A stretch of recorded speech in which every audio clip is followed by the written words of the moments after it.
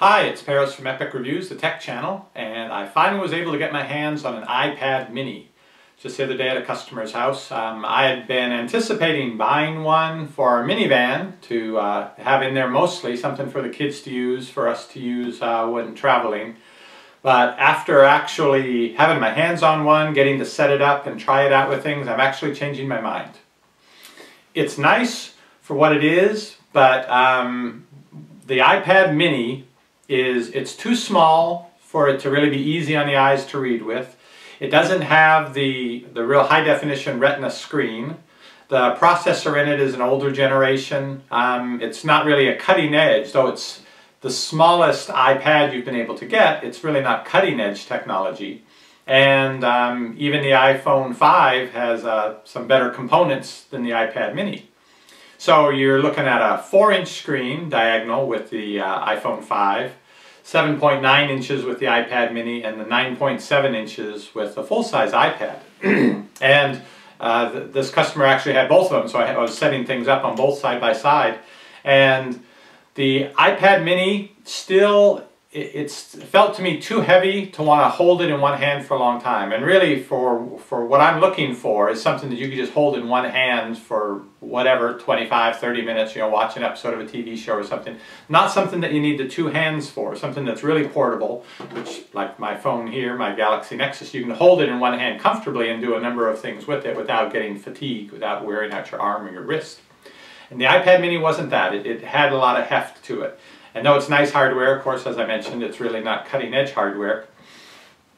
I would say that the iPad mini, this may be surprising, but it's like a netbook. If you remember the netbooks from a few years back. I was real big on them when they came out. In fact, I bought one of the first ones, the Asus ePC, and recommended it to a number of people. And had some folks that were not too pleased when they realized the limitations quicker than I had realized the limitations of it. Because I thought, great, it's so super portable. It's got a keyboard that I can just manage to use, but anyway, I could type on it. The problem was, it was too small and really underpowered, those first netbooks and even some of the newer generation ones that I've seen since. To really fill the niche. It didn't really replace your laptop. It wouldn't do what you needed to with a laptop. And it was too big. I think most of them had around 7-inch screens. Of course, they also had the keyboard, a lot more weight in them. But it was too big to, I mean, maybe for women, if you wanted to put it in your purse, but still it was a couple pounds, it would add a lot of heft to it. And for a man, there really wasn't a place you could fit it. It wasn't going to fit in the pocket. It wasn't going to fit in your jacket pocket. You had to carry it in your hand. And so it lost all of its advantages once people really got a chance to use them. And that's, of course, why they fell out of favor. And that's why tablets have replaced netbooks for that sort of functionality of email and websites and being able to do stuff content consumption-wise, where you want to show or watch a show or play a game. That's what tablets are really good for. And the iPad mini is, in my opinion, too small to do those things well. And it's too big to be like my phone, which this is what I use as my portable everything.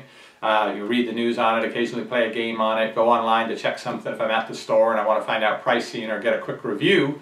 That's what I use this for. Now, of course, I wish this were larger. I really like the Note 2, and if I had it to do over again, I might consider that. Though this was such a bargain, buying it directly from Google for $349. And I think the Note 2, if you buy it from T-Mobile off contract, it's like $650, $699. Anyway, very expensive. You can buy 2 of these phones for the price of one of them, but I still wish I had one. The competitors, if you're looking this Christmas season for what kind of tablet to get, my #1 choice would be to go with the one generation old iPad that they have on sale now for $399. The newest one is $499.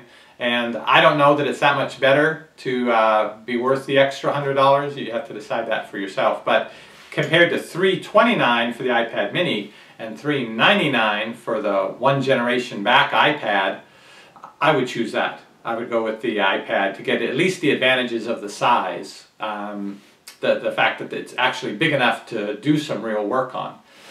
Now, if you're thinking of waiting, Microsoft has announced the pricing for their Surface Pro tablet, $899. Are they crazy? who's going to pay $899 for a tablet? I don't even think if you buy the newest iPad in its most expensive configuration with the most memory and the cellular connectivity and the whole thing, I don't think you're going to be able to spend that much money. So I think the price of that's going to come down pretty soon, and unfortunately with the Windows 8 issues, I'm afraid it's really not going to catch on, but that's another subject.